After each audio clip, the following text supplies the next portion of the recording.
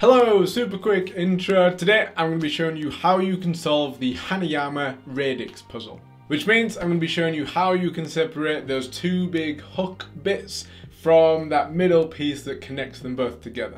In hopefully what is the simplest, easiest to follow solution that you'll ever see. Let's get straight into the solution. Okay, so here we have a fully assembled Radix puzzle.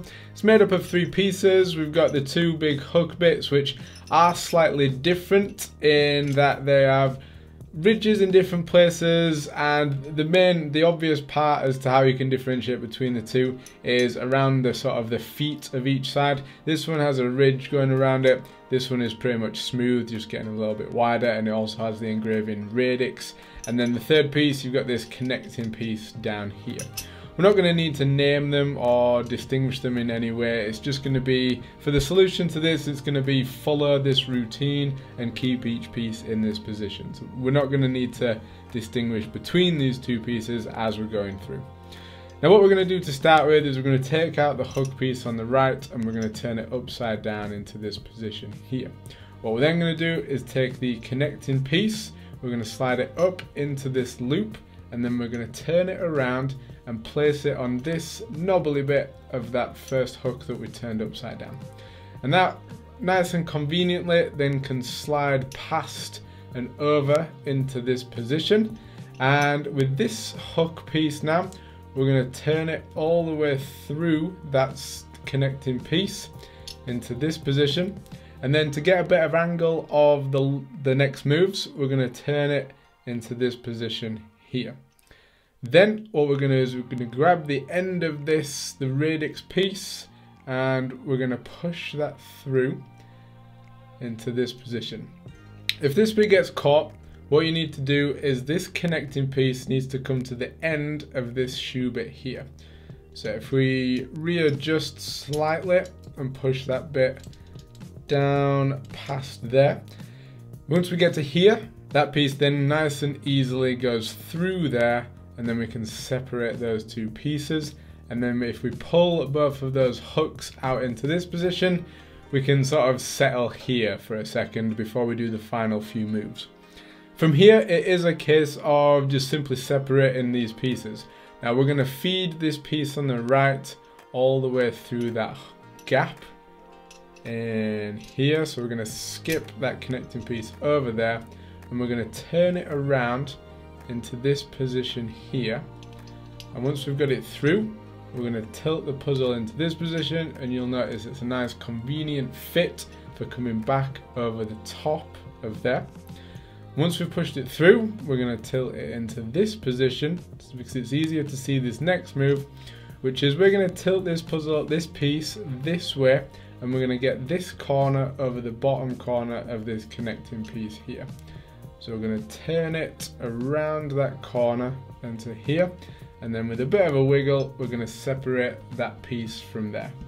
And to separate these 2 pieces, it's nice and simple. We just bring this piece all the way around and through, and again, it nice and conveniently for us fits, or should fit, maybe with a little bit of a wiggle, fits over the end of there, and that is how we disassemble the Radix puzzle. Reassembling the Radix puzzle can actually be a little bit trickier than taking it apart, because there's a few places where we can get a little bit lost. Now to start with, we're going to take the connecting piece and we're going to take the Radix hook, the one without the ridge around and that has a Radix engraving. We're going to start with these 2 pieces. We're going to put the connecting piece on here. So that is, if this is the bottom, if the flat bit is the bottom, the up and down bit is the top. We're going to place it with the top up, and we're going to use the bottom circle, and we're going to go all the way around and through and past that gap and into this position here. And then what we're going to do is line it up here. We're going to take this second piece, we're going to hold it in the position where it looks a little bit like the letter J, and we're going to place it on top of the connecting piece in there.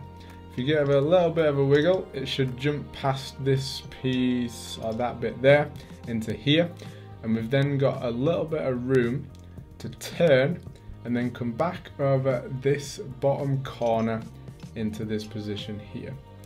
If we turn it down, so we can see the bottom of it, we can see that the connecting piece will then fit past the hook bit, and then we can feed that piece of the puzzle all the way through. Now we just went past a bit where you can go wrong. So in this position, we should have this hook in this position here, and this hook should be slightly tilted towards us in this position. If we take this piece back to where this gap is here, we can actually bring this piece through where it's sort of facing away. So we want this curve, this loop, to be more facing towards us in this position. And once you're in this position, you can't just twist it and get it back. You have to come back to this position where this groove is in here, then turn it over and then feed it back through. If you're not in this position, you're not going to be able to do the next move at all, and it'll feel like it's getting stuck. But if you are in the right position, this next move, which is kind of tricky, would be impossible. So we want this loop here, this loop aiming towards us.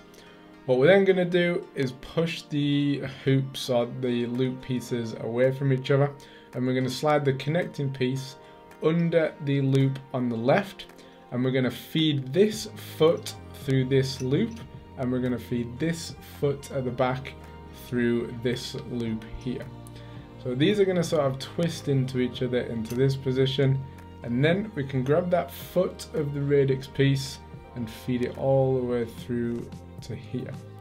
Once we're in this position, we can then do the same by grabbing the opposite foot and sliding that piece all the way through into this position as well.